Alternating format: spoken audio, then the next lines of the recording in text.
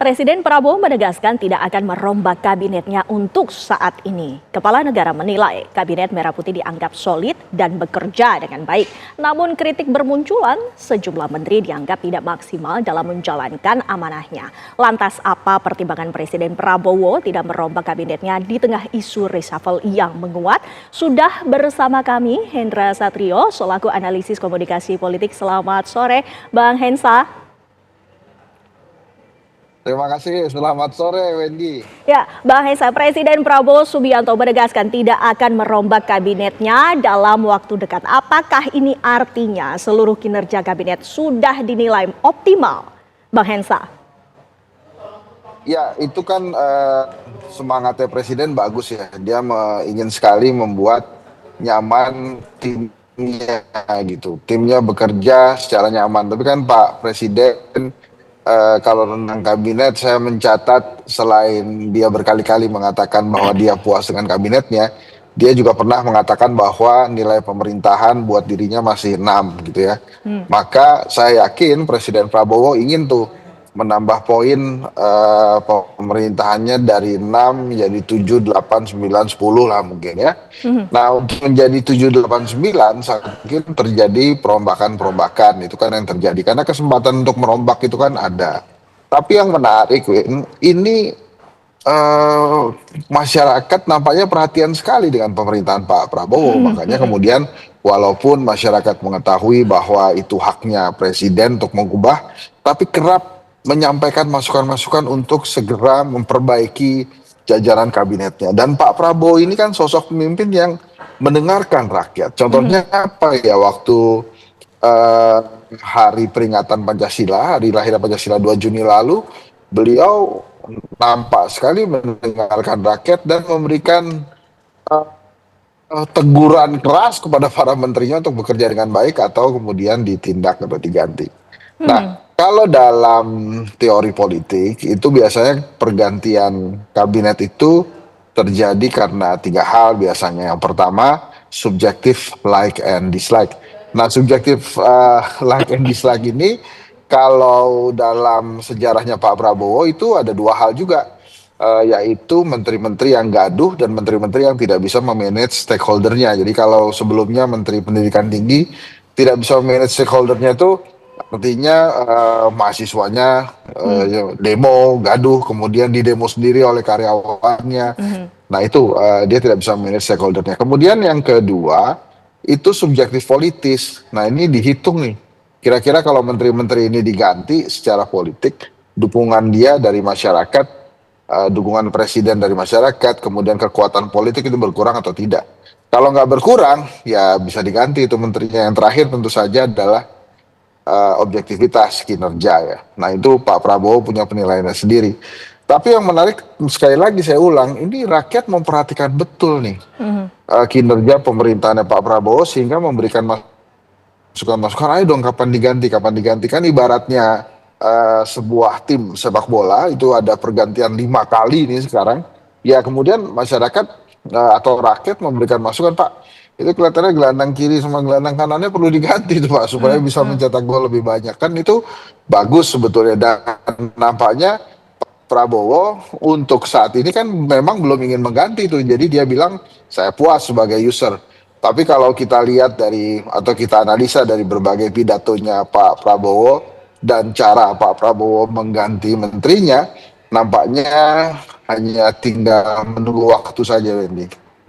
Nah, pertimbangan politiknya atau kompromi tertentu, inikah bisa menjadi salah satu alasan dari Presiden Prabowo Subianto untuk tidak melakukan reshuffle ini, Bang Hensa? Menurut saya mengganti tim menteri memang tidak mudah. Pasti Pak Prabowo akan melakukan analisa, profiling, ini cocok atau tidak, akan bikin repot atau tidak ke depannya gitu ya.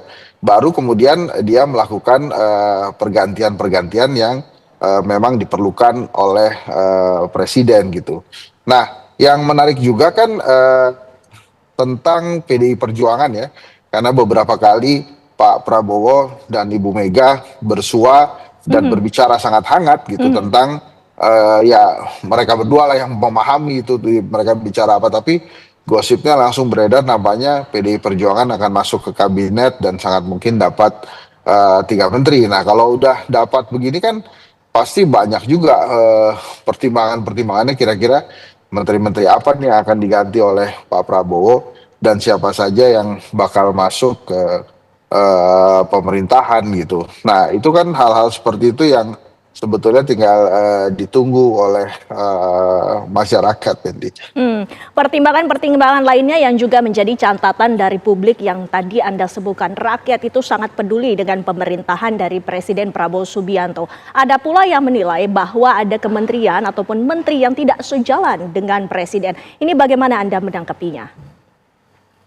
Ya, sampai saat ini kan nampaknya Pak Prabowo belum mau mengungkapkan itu dan menganggap semuanya bekerja dengan baik ya. Jadi persepsi masyarakat pasti dijadikan apa namanya pertimbangan oleh Pak Prabowo nantinya untuk mempersiapkan apakah ada 1, 2, 3, 4, 5 atau berapapun menteri yang akan diganti. Tapi memang penilaian-penilaian itu menurut saya sih terus-menerus dilakukan. Jadi misalnya pada saat Pak Prabowo mengatakan semuanya bekerja baik gitu ya. Apakah semuanya bekerja baik kan itu yang menentukan adalah Pak Prabowo.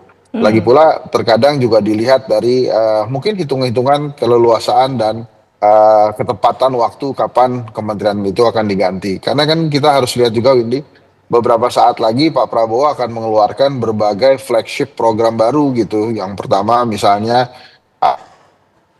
ada Koperasi Merah Putih, kemudian ada apa sekolah rakyat dan lain-lain yang memang membutuhkan orang-orang yang memang mengerti dan memahami Pak Prabowo secara langsung gitu. Dan artinya memang dekat dan loyal kepada Pak Prabowo. Jadi ini pasti akan dicari orang-orang yang memang memahami dan sangat-sangat loyal kepada Pak Prabowo. Selain itu kan juga program-program flagshipnya Pak Prabowo ini dananya besar-besar ya, bahkan koperasi triliun itu sampai koperasi triliun, koperasi merah putih itu sampai 400 triliun.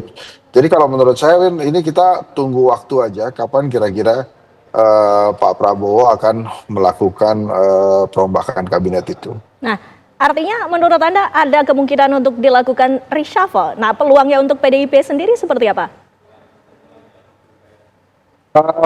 Jadi begini, saya pertama percaya bahwa sebetulnya sudah ada deal politik antara PDI Perjuangan dengan Gerindra ya. Jadi PDI Perjuangan sebagai pemenang Pileg itu sudah ada deal politik lah dengan Gerindra sebagai pemenang Pilpres. Salah satu indikatornya adalah tidak dikuranginya kenikmatan yang dimiliki oleh PDI Perjuangan. Misalnya Mbak Puan tetap menjadi Ketua DPR, kemudian ada beberapa kader PDI Perjuangan juga yang mendapat posisi dubes, kemudian di lembaga-lembaga negara itu sama sekali tidak dikurangi oleh Pak Prabowo.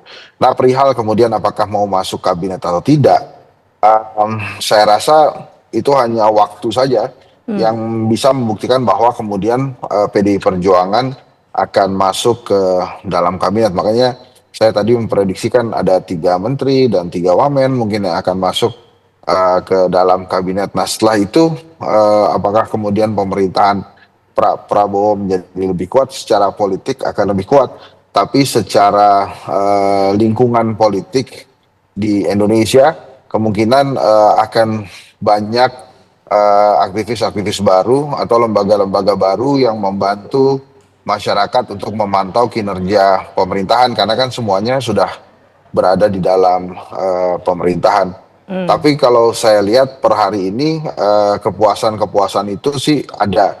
Walaupun tadi Pak Prabowo mengatakan ya salah-salah bicara itu wajar, tapi dalam ilmu komunikasi politik hal-hal seperti itu sebetulnya pasti dipikirkan oleh pemerintah. Karena yang itu tadi kan yang saya katakan presiden sangat tidak suka menteri-menteri yang tidak bisa memanage stakeholdernya kemudian membuat gaduh. Misalnya salah satu contohnya adalah komentar Wamen Perumahan ya yang mengatakan naikin aja pajak landed house supaya sehingga mereka nanti lama-lama juga pindah ke rumah susun gitu ya atau case-case tentang judi online dan lain-lain pasti itu kan juga mengganggu Pak Prabowo karena masyarakat atau rakyat ini tidak puas.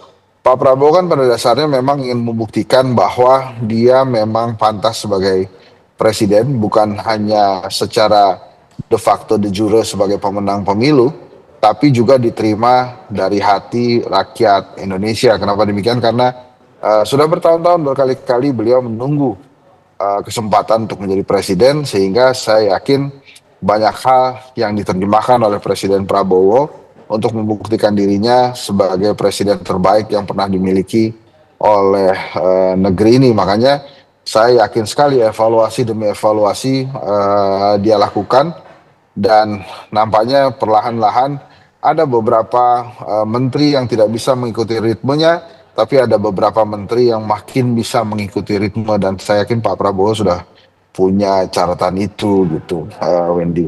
Baik, evaluasi demi evaluasi akan terus dilakukan, reshuffle atau tidak juga pun merupakan keputusan dari Presiden. Terima kasih Bang Hensa waktunya sekali lagi bersama kami di Sama-sama, Kabar Wendy. Petang. Sehat selalu Bang.